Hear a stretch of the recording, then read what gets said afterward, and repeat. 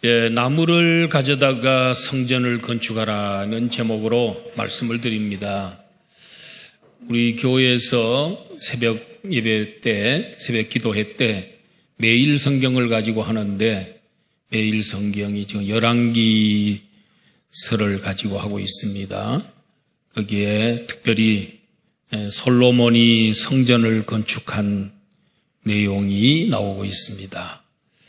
그리고 또 제가 요 근래에 그 학개서의 1장의 말씀을 나무를 가져다가 성전을 건축하라는 말씀이 자꾸 떠오르고 또 묵상이 되고 그래서 오늘 본문을 이 말씀으로 택했습니다.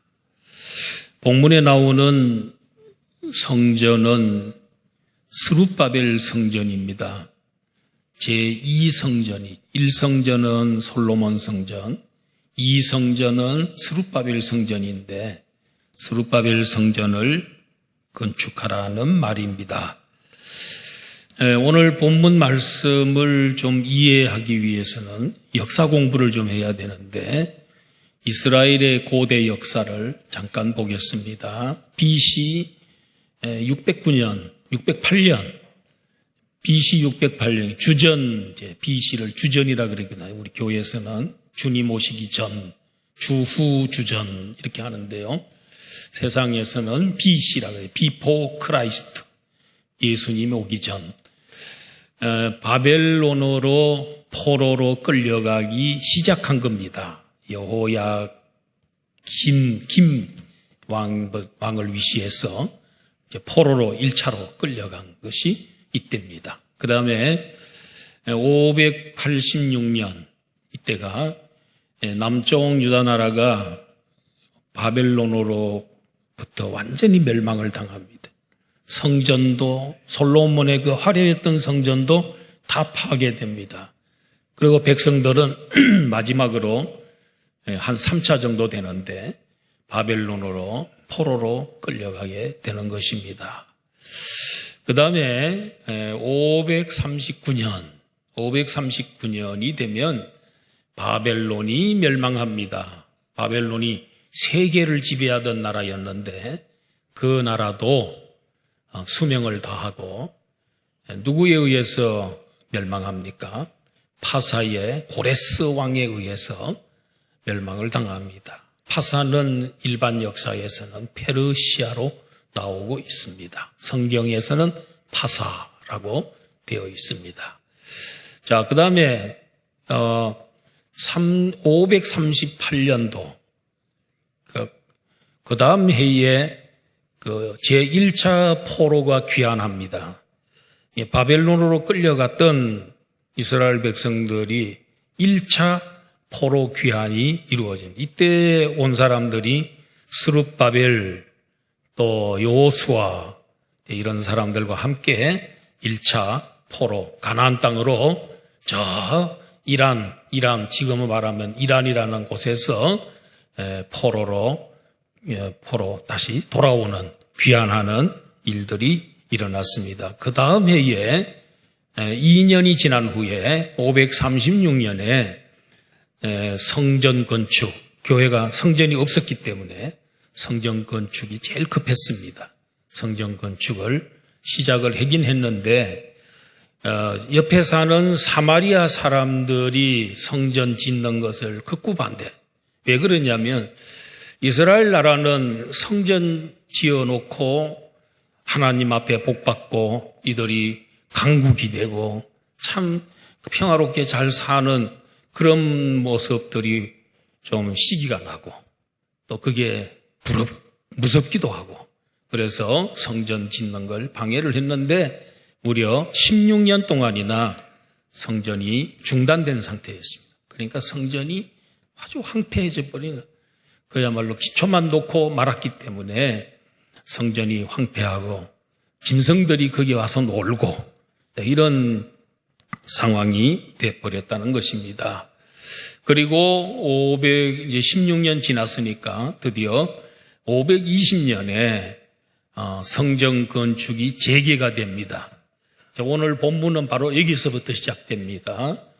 학개 선지자와 스가랴, 이 두 선지자는 4개월 차입니다. 학개가 먼저 예언을 시작했고 4개월 후에 이 스가랴가 예언을 시작했는데 똑같은 장소 예루살렘에서 귀환하고 난 다음에 사역을 시작을 했습니다. 둘 다 성전 건축하자 하는 이런 이야기입니다. 하나님이 이때 이제 이 사람을 투입을 시켰는데 포로 귀환 후에 선지자는 3명입니다. 학개, 스가랴, 말라기. 성경에도 지금 연대순으로 잘 돼 있는데 학개, 스가랴, 말라기. 구약 성경 마지막 3사람이 귀환 후에 사역을 하기 시작을 했습니다. 말라기는 이제 한참 후에 시작한 구약시대 마지막 선지자였습니다. 자, 그런데 여기 보면, 자, 1차로 포로로 잡혀갈 때가 BC 608년이죠. 그 다음에 이들이 귀환하고 돌아온 해가 몇죠? BC 538년이잖아요. 이거 몇 년 차이 나지요? 70년 되죠? 네, 70년 가까이 되니까, 70년 만에 돌아오게 하겠다 하는 하나님의 약속이 성취된 거죠. BC 608년에 가가지고 538년에 돌아왔으니까 그간이 한 70년 가까이 됩니다. 70년 만에 회복이 돼서 돌아옵니다. 자, 오늘 본문에 첫째로 우리가 생각할 것은 하나님은 왜 성전을 건축하라고 하셨을까? 그건 명백하지요. 돌아봐 보니까 솔로몬 성전은 완전히 없어져 버렸고 70년 동안 폐허가 되어버린 그 땅에 성전 건축이 시급했기 때문에 이스라엘 백성들은 이 하나님을 예배하는 백성이고 하나님 앞에 제사를 드려야 되고 그렇기 때문에 성전 건축이 시급했다. 그런데 성전 건축을 왜 못하고 있었을까? 그거는 한두 가지 이유라고 말할 수 있는데 하나는 아직도 방해하던 사마리아 사람들이 버젓이 살아있고 또 그들의 기세가 아직 꺾이지 않았기 때문에 두려워서 혹시 또 우리가 다시 성전 건축하다가 사마리아 사람들의 방해를 받으면 어떻게 하나. 그래서 눈치를 보느라고 세월을 보냈습니다. 그래서 그들은 하는 말이 아직 성전 건축할 때가 안 됐다. 시기상조다. 이러면서 핑계만 대고 미루고 있었던 그런 때였습니다. 두 번째 이유는 이 백성들이 바벨론에서 아무것도 없는 상태로 귀국을 하다 보니까 남의 나라에서 70년 동안 포로로 잡혀갔어요. 종살이만 하고 그러다가 돌아왔기 때문에 그들에게 무슨 재산이 있겠습니까? 물론 주인들이 갈 때 돈을 여비는 좀 줬겠지만은 생활이 잘 안 되고 이런 상태로 이 고국에 돌아와 보니까 고국 땅도 전부 폐허가 되고 집도 다 무너지고 또 농토도 다 폐허가 되고 이런 상태에서 참으로 자기들이 이게 성전을 짓기가 어려운 그런 경제적인 상황이 있죠. 그런데 이제 시작은 했는데 16년 어간에 16년 동안 중단된 상태에 있었기 때문에 그 어간에 이제 백성들이 삶의 터전을 잘 마련을 했습니다.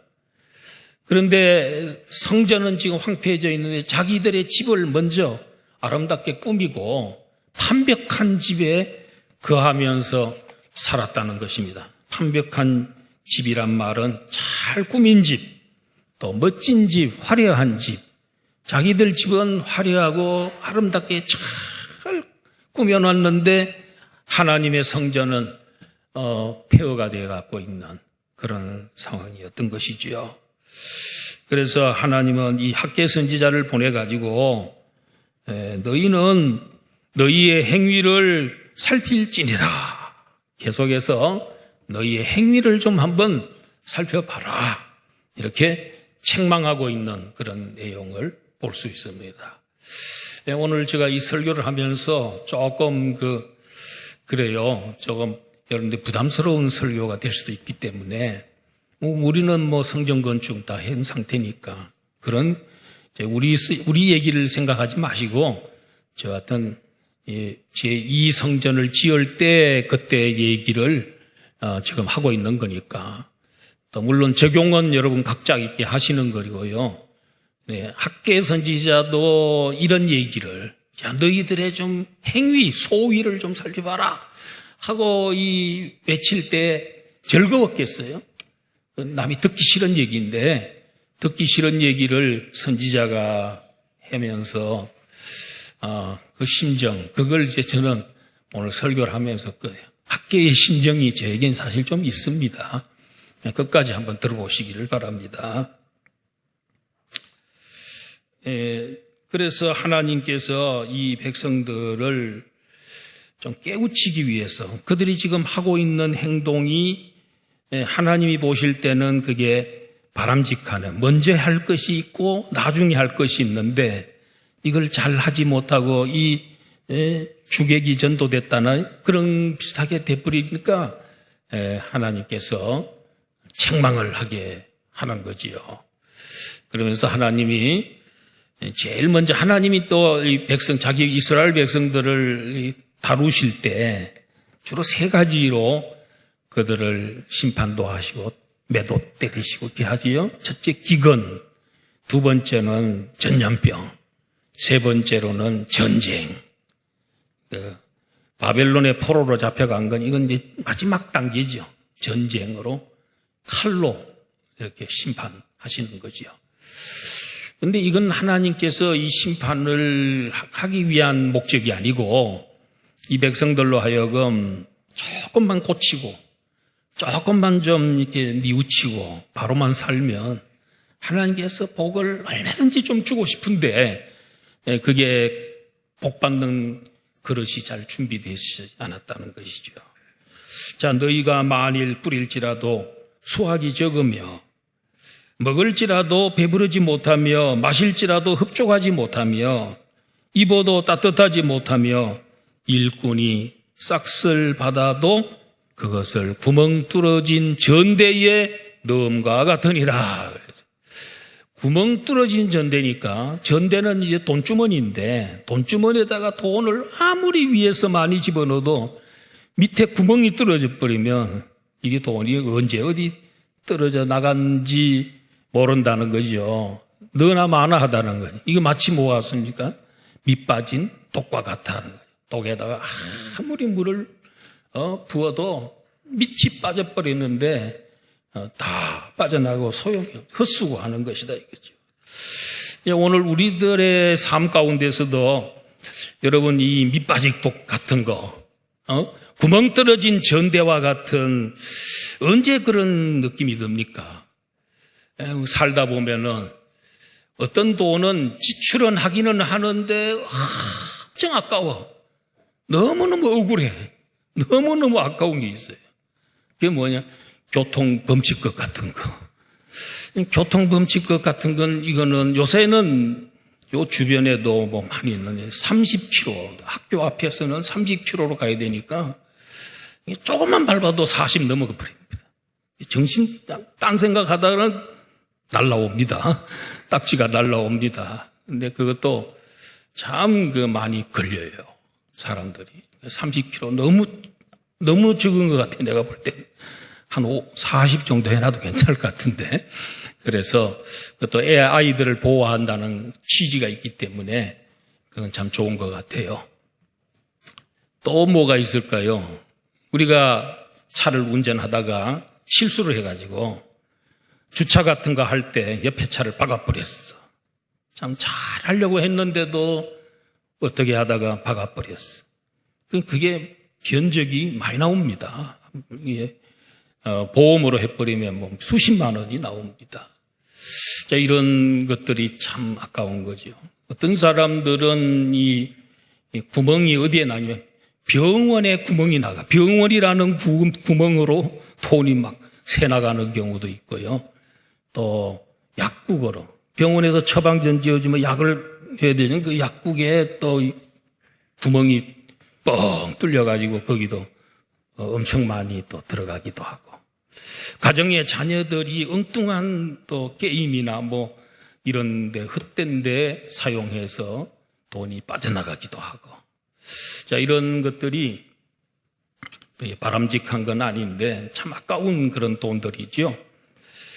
그리고 그 시대 사람들이 너희가 많은 것을 바랐으나 도리어 적었고 너희가 그것을 집으로 가져갔으나 내가 불어버렸느니라. 하나님께서 하나님 불어버리면 어디로 날아갈까요? 온데간데 없이 흔적도 없이 사라져버릴 수밖에 없죠. 아무리 웅켜잡고 보호하고 해도 하나님이 불어버리면 다 날아가 버리고 마는 것이지요. 하나님이 왜 이렇게 자꾸 말씀하시냐면은 내 집은 황폐하여서되 너희는 각각 자기의 집을 짓기 위하여 빨랐기 때문이다. 이렇게 말합니다. 하나님은 우리를 미워하지 않습니다. 하나님은 조금만 정신 차리고 조금만 고치고 조금만 우리 하나님께 사랑하고 하나님께 관심을 갖고 이렇게 살면 하나님 다 부어주고 싶어요. 그래서 2장 8절, 학개서 2장 8절 보세요. 그 옆에 바로 있는데 읽어볼까요? 시작. 은도 내 것이요 금도 내 것이니라. 만군의 여호와의 말이니라. 은도 금도 누구 거라고요? 하나님은 내 거다. 저는 이 구절 굉장히 좋아해요. 제가 기도할 때 하나님 은도 하나님 것이고 금도 다 하나님 것인데 어마어마하게 하나님 많이 갖고 계신데 우리 가정에 또 혹은 우리 교회에 그 창고가 좀 차고 넘치도록 은과 금을 하나님 좀 부어주시면 안 되겠습니까? 노골적으로 솔직하게 그렇게 기도하면요 며칠이 못 돼가지고 하나님이 금도 보내주고 은도 보내주고 이렇게 채워주시는 그런 하나님, 지갑이 비지 않도록 해주시는 것을 체험하곤 합니다. 기도하면 다 하나님 주십니다. 우리 하나님 얼마나 부자입니까? 금과 은을 하나님 만드셨고 세상의 모든 거 하나님 창조하셨고 하나님 주인이시고 또 그분이 관리하시고 그런 분이시기 때문에 우리가 조금만 잘하면 하나님 일을 먼저 하고 먼저 그의 나라와 그의 의를 구하고 그러면 이 모든 것 더해 주겠다는 주님의 약속, 이걸 우리는 기억해야 될 것입니다. 그래서 먼저가 하나님이고 다음이 나주셔. 이렇게. 그래서 우리는 항상 이 어려운 일을 당할 때마다 이 말씀이 기억이 나요. 전도서 7장 14절 이 말씀 굉장히 중요합니다. 다 같이 한번 읽어볼까요? 저 2층 계신 분들 이 사람하고 핸드폰만 보고 또 얘기하고 그런 사람 없겠지요? 다 쳐다보세요. 다 같이 한번 읽어보세요. 시작. 형통한 날에는 기뻐하고 공고한 날에는 뒤돌아보아라. 이 두 가지를 하나님이 병행하게 하사 사람이 그의 장래이기를 능히 헤아려 알지 못하게 하셨느니라. 하나님은 우리들에게 항상 두 가지를 우리에게 번갈아 가면서 여기 보니까 병행해서 우리에게 주신다는 거예요. 그러니까 평생 동안 형통만 하고 사는 사람도 없어요. 평생 동안 공고하게만 사는 사람도 없어요. 하나님께서 어떤 때는 형통하게, 어떤 때는 난데없는 공고함이 찾아온다. 이거를 하나님께서 병행해서 준다. 이거 줬다가 저거 줬다가 우리의 삶을 하나님께서 바로잡으려고 복 주려고 그렇게 하시는 것이지요. 우리는 항상 두 가지입니다. 하나님 어떤 때 형통한 날을 주세요. 형통한 날을 주실 때는 뭐 하라 그랬습니까? 기뻐하라 그랬습니다. 하나님께 감사하고 살아라. 형통한 날인데 괜히 인상 쓰고 또 공고한 날이 올 건데 미리 땡겨가지고 갑오시키로 걱정할 필요는 없다. 그러나 형통한 날에는 감사하고, 공고한 날이 찾아올 때는 뭐 하라 그랬냐면 여기 뒤돌아보아라 그랬다.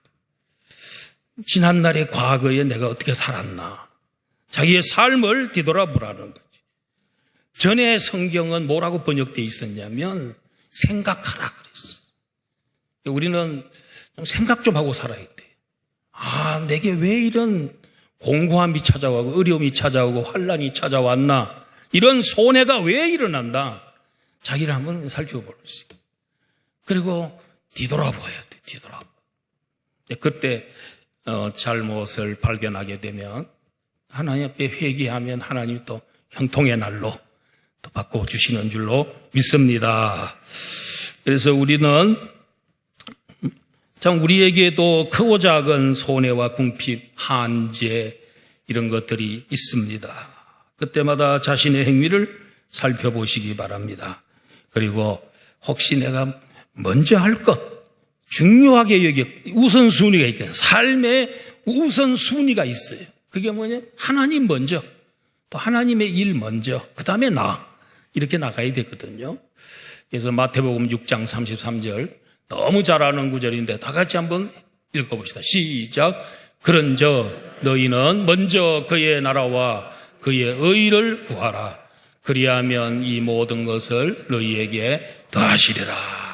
하나님께서 정말 하나님 나라 위해서, 하나님의 의를 위해서 열심히 기도하고 구하고 또 그걸 위해서 살면 하나님께서 먹을 거, 입을 거, 마실 거, 이거 다 풍성히 부어주고 책임져주고 걱정하지 않아도 된다, 이런 말씀이거든요. 하나님 먼저 생각할 줄 아는 우리들이 돼야 된다. 너희 소위를 좀 살펴봐라.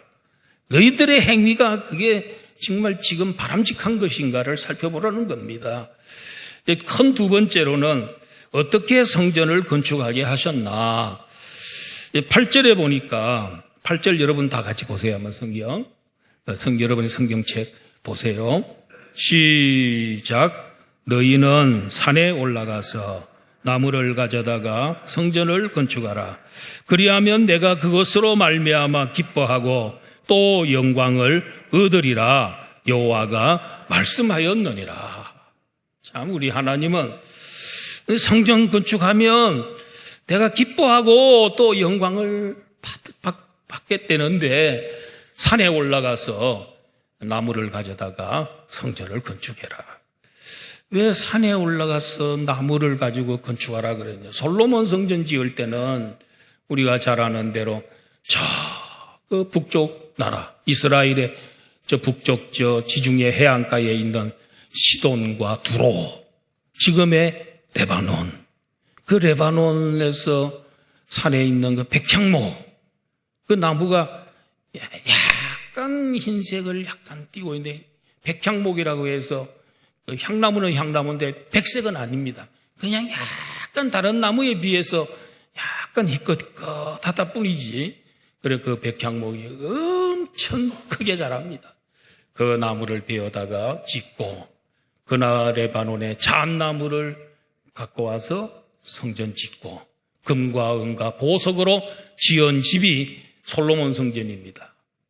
다윗이 죽기 전에 성전 건축을 위해서 모든 재료를 다 마련해놓고 준비해놓고 죽습니다. 짓는 건 솔로몬이 아들이 지었습니다. 살롬이 지었습니다. 이렇게 그때는 너무너무 나라가 부강하고 경제적 형평도 좋고 세계적인 나라였기 때문에 그런 화려한 성전을 지었지만은 이들이 이 포로에 돌아와 가지고 뭐가 있습니까? 아무것도 없는데, 살기도 바쁜데, 그런데 이들에 대해서는 하나님이 그들의 형편과 처지를 아시고 산에 올라가서 자 나무들 베어다가 성전을 지어라.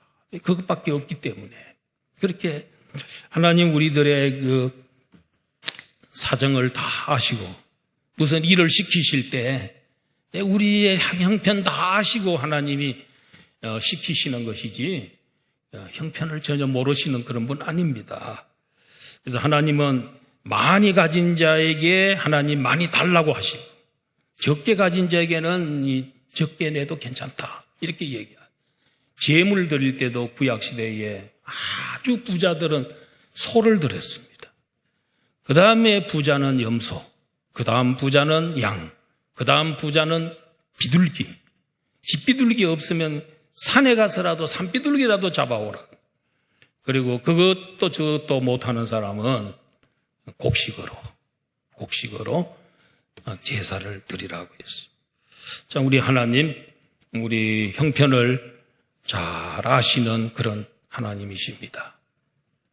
헌금을 드릴 때 정성껏 드리되 형편에 맞게 생활 형편 수준에 맞게끔 드리면 드리되 최선을 다해서 드리는 게 헌금의 원리입니다. 우리 교회가 이 예배당을 이렇게 졌습니다. 졌는데 이거에 우리 교회 지금까지 자라온 성장해온 이 역사를 제가 좀 얘기를 좀 드리려고 그래요. 1993년도 3월 3일 날에 새성정 건축 기공 예배를 드렸습니다. 우리는 전에 이 성전은 이쪽으로 보고 동쪽으로 이쪽 동쪽인지는 몰라도 하여튼 이쪽에 보고 앉아 있었는데 한 필지에서 75평 위에만 앉아 있었습니다. 그런데 우리가 이 성전 질 때 아무래도 75평 성전은 지나마나 그러니까 그래서 한 필지를 더 사서 75평 한 필지에서 150평 된 겁니다. 하필해서 그 위에다가 건축 설계를 했는데 연금평 400평으로 건축을 이제 시작하게 됐습니다. 그때 우리가 건축을 시작하려고 할 때 우리 교회 재정이 한 6천만 원? 지금 기억에는 그런 좀 돈이 있었는데 이것 가지고 우리가 이 건물 완공하고 이럴 때는 10억이 넘어갔습니다. 나중에 다 헌당하기 뭐 이런 거 가지고 계속해서 불어나고 이렇게 해서 10억 이상 되는 공사를 우리가 단돈 6천만 원 가지고 시작을 하게 되었습니다. 그러다가 1994년도 6월 12일 날에 새성전 입당 예배를 드리게 되었습니다. 우리도 짓다가 어려움들이 많이 있었어요. 우리 교회는 터파기 할 때부터 어려움이 있었습니다. 우리 교회는 이 바닥이 전부 돌입니다. 흙이 하나도 없습니다. 전부 돌이었습니다. 돌은 돌인데 예를 들어서 뭐 청암 같은 거 파란 돌이라든가 이런 거 나오면은 진짜 짓기 어렵습니다. 돈도 많이 들고 돌도 깨기도 힘들고. 그런데 우리 교회는 사암이었습니다. 모래사자, 모래돌이었습니다. 그래서 돌은 돌입니다. 그런데 이게 포크레인을 가지고 딱 들어가서 팍 찍으면 푹 들어갑니다. 땡기면 두두두두 하고 다 끌려 올라와. 그러다 보니까 청암이 아니기 때문에 공사를 포크레인이 다 캘 수 있었는데 돌이다 보니까 이 주변에 있는 주택들이 돌이니까 울릴 거 아니에요. 그러니까 집 무너진다고 자기들이 집 무너진다고 얼마나 항의하고 반대하고 이래가지고 한 15일 정도 중단된 적도 있어요. 그래도 우리 기도하고 또 이렇게 해서 공사를 잘 했습니다. 그때 우리 공사에 참여했던 우리 성도들이 이 자기 집을 가지고 있는 분들이 그렇게 많지는 않았어요. 그런 어려운 상황에 살면서도 참 헌신적으로 희생적으로 교회를 사랑하는 마음 가지고 해서 이 교회가 완공이 됐고 또 완공하고 난 다음에 한 2년 반이 지나고 난 다음에 헌당식을 하게 됐습니다. 그러나 우리가 그때 헌당을 할 때 돈을 다 갖고 원래 헌당해야 되는데 좀 남겨놓고 헌당을 했더니 그다음부터는 헌금을 안 합니다. 헌당하고 나니까 다 됐다고. 그런 경험이 하면서 쭉 계속 오래 끌었습니다. 한 10년은 같아요. 이렇게 하다가 우리 교회가 1998년 12월 20일 날에 김신한 선교사님을 아프리카 우간다에 단독 파송 선교사로 GMS 선교사로 파송을 하게 돼 지금까지 24년 동안 우리가 후원을 하고 있습니다. 그러다가 2016년부터는 옆에 있는 저 그린빌라 교육관을 매입을 하기 시작을 했습니다.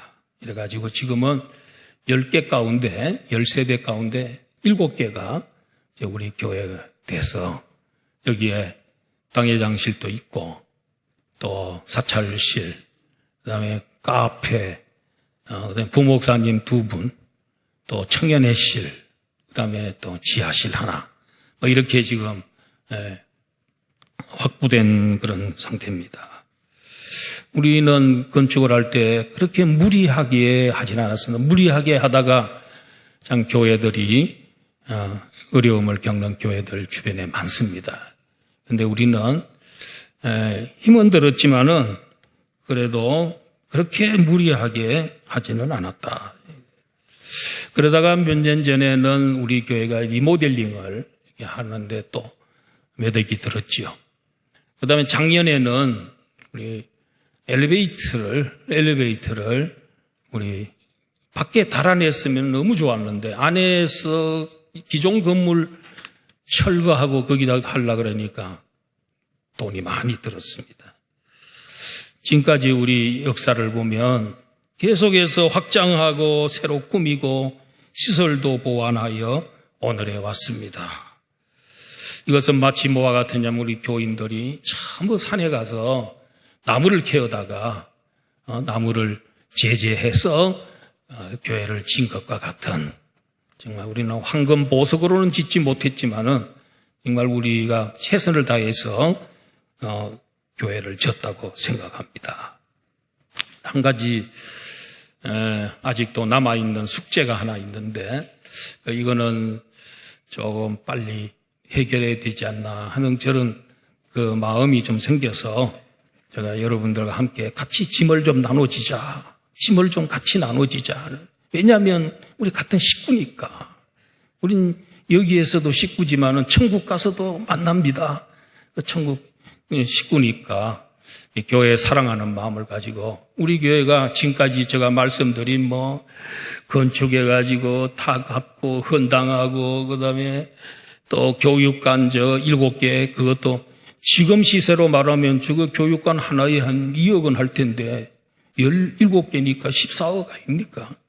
이런 거 하려고 우리가 한 번은 이제 제2금융에다가 9억의 빚을 대출을 받은 적이 있어요. 그런데 그거를 갚고 해가지고 지금 이제 남은 게 5억입니다. 큰 소리로 못합니다. 우리끼리니까 5억 정도 됩니다. 이 5억인데 이 5억을 이렇게 모두가 지금 사실 일반 우리 교인들은 잘 몰라요. 교회가 어떻게 돌아가는지도 잘 모르고 또 우린 재직회 때 오라 그러면 또 재직회 오지도 않아요. 그럼 잘 모르지 교회가 어떻게 돌아가는지. 연말연시 공동의회 한다고 해도 와야 좀 쪽지라도 받아봐야 좀 돌아가는 사정을 아는데 전혀 참석을 안 하시고 이러니까 얘기하기도 그렇고. 오늘은 좀 얘기하겠습니다. 그래서 이거를 하기 위해서는 뭔가 우리가 하나님 앞에 하나님 앞에 순종하고 액션을 좀 취하면 하나님 좀 어여삐 보시지 않을까. 우리가 뭘 좀 이렇게 하려는 모습을 보고 하나님이 복을 주시고 그래서 빨리 이것도 청산되지 않을까 이런 생각이 듭니다. 그래가지고 앞으로 교회 사랑 건축원금을 좀 하려는 그런 우리 당회에서 이제 결의를 했어요. 해가지고 교인들에게 거의 부담 없다시피 해서 이렇게 해서 그냥 매주 교회 사랑 건축원금을 조금씩 이렇게 하면 되지 않을까. 하나님이 우리를 긍휼히 여겨주시지 않을까 하는 생각이 듭니다. 그래서 요건 구체적인 거는 우리 다음에 또 우리 건축위원회에서 안을 짜가지고 이렇게 할 테니까 강제성은 없습니다. 우리는. 자, 그러면서 하나님이 그 이스라엘 백성들에게 나무를 가져다가 성전을 건축하라 하시면서 내가 너희들과 함께 하겠다. 하나님이 내가 너희 함께 해주겠다. 이렇게 말씀하셨어요. 시작만 하면 내가 너희와 도와서 잘 이루어지도록 그렇게 하겠다 했습니다. 그래서 하나님이 하신 일이 뭐냐면 14절입니다. 여러분 14절 한번 보시면요. 참 하나님은 무슨 일을 하실 때에 사람을 먼저 하나님이 사용해서 하십니다. 하나님이 직접 교회 져주는 게 성전 져주는 게 아니고 사람을 통해서 일하시거든요. 여호와께서 스알디엘의 아들 유다 총독 스룹바벨의 마음과 이 마음이 중요합니다. 그 다음에 여호사닥의 아들 대제사장 요수아의 마음과 남은 모든 백성의 마음을 감동시키시매. 여기 이제 우리가 무슨 일을 해도 마음에 좀 감동이 돼야 그 일이 되죠. 마음이 싫은데 감동이 안 되고 마음이 움직여지지 않는데 어떻게 일하겠어요? 그래서 하나님이 이 사람들 성전 지을 때 일단은 제일 우두머리가 누굽니까? 스룹바벨이란 말이에요. 스룹바벨은 누구냐? 유대인 출신인데 페르시아, 파사가 임명한 총독이에요. 우리나라의 일제시대 때 조선 총독부에 일본 사람이 총독이 들어와서 있듯이 유대인인데 총독이 된 거야. 참 파사 나라가 잘 배려를 해준 거야, 이 나라를. 유대인들을 오레스가 잘 배려를 해준 거지요. 그래, 그분하고 대제사장 여호수아 백성들의 마음을 하나님이 감동을 시켜서 하나님은 절대로 무슨 일을 할 때 억지로 하지만 강제로 억압으로 하지 않습니다. 그래서 그 마음에 소원이 일어나고 마음에 감동이 일어나도록 그렇게 해서 성전 건축일 하도록 한다. 근데 요게 전에는 여기는 지금 감동시켰다 이랬는데 전에 성경 번역은 우리 전에 갖고 다니던 그 성경은 뭐로 되어 있냐면 흥분시키시네. 하나님이 이들의 마음을 흥분시켜서 기분 좋게 해서 이렇게 성전을 하도록 그렇게 했다는 것입니다. 그러니까 하나님이 감동시키고 흥분시켜서 그 일을 하도록 그렇게 했다는 거예요. 근데 이게 누가 주도하시냐면 성령님이 마음에 감동도 주고 흥분도 시키신다 하는 것이지요. 자, 같은 시대의 선지자였던 스가랴의 얘기를 좀 들어보겠습니다. 스가랴가 4장 6절, 스가랴 4장 6절에 뭐라 그럽니까? 여기 보면 하나님이 내게 이르시되 여호와께서 스룹바벨에 하신 말씀이 이러하니라. 만군의 여호와께서 말씀하시되 이는 뒤에 부분이 중요합니다.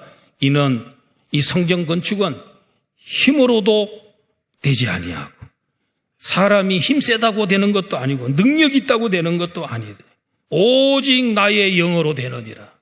성령이 되게 한다는 거예요. 성령이 되게 한다는 거예요. 인간의 힘을 건 재물이나 이걸로 되는 게 아니다. 성령님이 되게 한다. 그렇게 되면 성령님이 함께 역사하면 7절에 있는 말씀 보면 큰 산아 내가 무엇이냐 내가 스룹바벨 앞에서 평지가 되리라.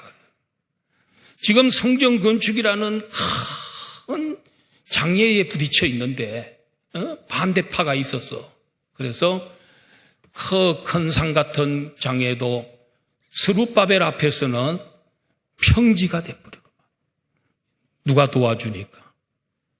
여호와의 영이 도와주니까 성령이 역사하니까. 태산도 평지가 된다. 그리고 9절에 보니까 스룹바벨의 손이 이 성전의 기초를 놓아선적 그의 손이 또한 그 일을 마치리라. 누가 도와줬어? 성령의 도우심으로 인해서 시작한 사람이 완공하도록 하나님이 도와준다는 것이 스가랴 학계 다 똑같은 하나님의 종들이었습니다. 똑같은 목소리를 냈던 것을 보게 됩니다. 그러므로 순종만 하면 주님이 일하시고 성령이 다 일하신다는 거지요. 마지막으로 세 번째로는 성전 건축을 시작하고 완공했더니, 자, 그랬더니 18절 한번 보세요. 여러분, 2장 18절. 시작. 너희는 오늘 이전을 기억하라. 아홉째 달 24일 곧 여호와의 성전 지대를 쌓던 날부터 기억하여 보라. 그러니까 성전 지금 기초는 이미 나져 있는데 성전 지대 바닥을 쌓는 날부터 기억을 좀 해봐라. 그러면서 19절에 보면은 19절 보세요. 곡식 종자가 아직도 창고에 있느냐? 포도나무, 무화과나무, 석류나무, 감람나무에 열매가 맺지 못하였느니라. 그러나 오늘부터는 내가 너희에게 복을 주리라. 성전 지대를 낳고 이제 성전 재개가 된 16년 만에 한 성전 시작한다고 참 지대를 쌓고 하는 그날 하나님은 그날 너희들이 성전 지대를 쌓는 날 이날부터 너희들에게 복을 주겠다 그랬습니다. 순종하면 순종하는 그 시간부터 하나님이 복을 줘요. 그래서 이 지난날에 그 식량이나 이런 동사가 자라된 하나님이 복을 주는 이유가 뭐겠습니까? 그것을 가지고 하나님 앞에 바치고 하나님 나라 위해서 쓰고 그렇게 하기 위해서는 내가 복을 줘야 되겠다. 우리 교회도 건축할 때 어떤 성도님은 자주 그런 얘기를 해요.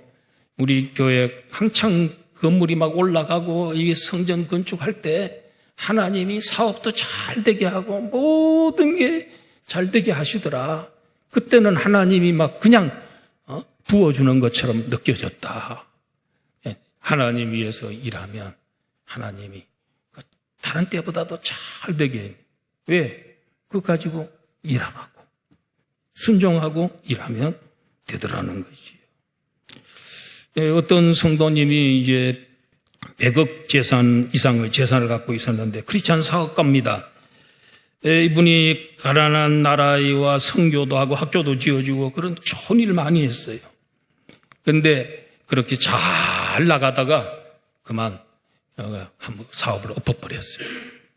그래가지고 나중에 또 하나님이 회복시켜서 잘 되게 했고 더 큰일 하게 했는데 그분이 간증에 기독교 TV에 간증에 나와가지고 하는 얘기가 내가 몇백억 재산을 갖고 있었는데 다 날아가 버리고 없었는데 그때 내 마음속에 남아있는 게 내게 남아있는 게 딱 한 가지 있더라. 주를 위해서 일하고 바치고 헌신하고 하니까 그거는 남아있고 나머지 다 없어졌더라. 주를 위해서 쓴 거는 그래도 그것만 남아있더라는 그런 얘기를 들었습니다. 순종하기 시작하면 그날부터 하나님이 복을 주시는 것입니다. 자, 성전 건축이 완공됐습니다. 이 성전 건축을 주도적으로 일한 사람이 총독입니다. 스룹바벨이라는 총독입니다. 하나님께서 뭐라 그러니까 스룹바벨에게 나타나서 내가 너에게 복을 주는데 너를 세우고 내가 너를 인장으로 사용하겠다. 너는 나의 도장이야, 도장. 그리고 너는 왕이야. 원래는 이 사람이 나라가 망하지 않았더라면 이 스룹바벨이 그 계통을 따라서 왕이 될 사람이라, 이스라엘에. 그런데 포로로 갔기 때문에 왕은 안 됐지만, 없었지만은 이 사람이 성전 건축을, 왕보다도 더 귀한 거, 성전 건축을 완공하는데 주도적인 역할을 했던 이 사람을 하나님께서 도장처럼 사용하고 귀하게 여기고 이 사람을 사랑해 주셨어요.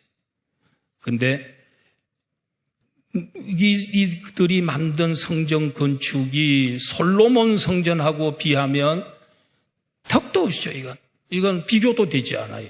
너무너무 화려하고 웅장해요. 근데 지금 성전은 초라해요. 옛날에 솔로몬 성전을 봤다가 바벨론에 갔다 돌아온 사람들이 그걸 보면서 아니 어떻게 이게 성전이냐? 전에는 그렇게 화려했는데 이 성전이냐 말이 초라하지 않냐 이랬더니 하나님이 뭐라 하냐면 이 성전의 영광이 전의 것보다도 더 영광스럽게 된다. 왜냐하면 만국의 보배가 이 성전에 임할 거다. 만국 사람들이 사모하는 그것이 이곳에 임할 거다. 보배가 임할 거다. 그건 뭐 언제 얘기하냐면 이제 500년 후에 만국 사람들이 사모하고 기다리는 메시아, 구원자, 인류의 구원자, 보배 대신 예수님이 성전에 임한다는 거예요. 이 성전에 온다는 거예요. 그래가지고 그리고 그 성전에서 여러분 이제 그 성전에 임하기 때문에 그 성전이 영광스러운 이전보다도 더 영광스러운 성전이 될 거다 하고 하나님이 위로를 해줬어요. 그의 500년 후에 하나님의 아들 예수가 이 세상에 오셔가지고 모든 성전의 사명은 예수님이 오심으로 성전 사명 끝나고 이제 새로운 성전을 예수님이 세웠지요. 진정한 성전, 예수님이 성전이다. 십자가에 죽으셨다가 부활하심으로 말미암아 예수님이 성전이 되셨어요. 구약의 모든 성전은 그림자예요. 그 사명이 끝났어요. 그래서 예수님 예루살렘 성전 보고 저 성전 버려버려라. 내가 3일 만에 성전 짓겠다. 예수님 3일 만에 죽었다 살아남으로 인해서 성전이 지어졌어요. 진정한 성전이다. 만국의 보배가 그곳에 오셨단 말이에요. 이스라엘 땅에 오셨단 말이에요. 그리고 우리 예수님은 예수님 믿으면 십자가와 부활을 믿으면 성부, 성자, 성령님이 우리 안에 들어와 계세요. 영원토록 함께 하세요. 그래서 고린도전서에 보면은 3장 6절인가요? 그게 보면 너희 안에 성령이 계시고 너희 성전이다. 성령이 너희 안에 거하시지 않느냐. 예수님 성전이고 우리도 예수님 우리 안에 계시기 때문에 우리가 성전이 됐습니다. 그리고 이 성전된 성도들이 같이 모여서 예배하는 예배당입니다. 오늘 예배당. 오늘 우리 교회입니다. 교회. 그리고 여기는 천국의 하나님 나라의 지점이고 여기는 하나의 그림자지요. 이후에 우리는 저 천국 하나님의 나라에 가서 영원히 진정한 나라에서 살게 될 줄로 믿습니다. 우리 자신이 몸이기 성전이기 때문에 여러분 성전 잘 가꾸시고 이 성전 사랑하시고 이 성전을 위해서 늘 기도하고 거룩하게 보존하고 그렇게 하는 것이 성전을 사랑하는 일이고 예수님 사랑하는 일입니다. 이렇게 우리 하나님 우리의 형편에 맞게끔 하라 그랬는데 우리도 교회 사랑하는 마음 가지고 또 성전은 이미 완성이 됐기 때문에 우리는 성전을 지금 교회 예배당이지 성전은 아니거든요. 그런데 성전인 여러분들이 같이 모여서 예배하는 곳이니까 얼마나 귀한 장소인지 몰라요. 그래서 이 교회 사랑하는 게 또 우리 하나님 사랑하는 거거든요. 그래서 교회를 위해서 늘 기도해 주시고 또 하나님께 영광 돌리는 이런 성도들이 되기를 최선을 다해서 주님 섬기는 성도가 되기를 주의 이름으로 축원합니다. 아버지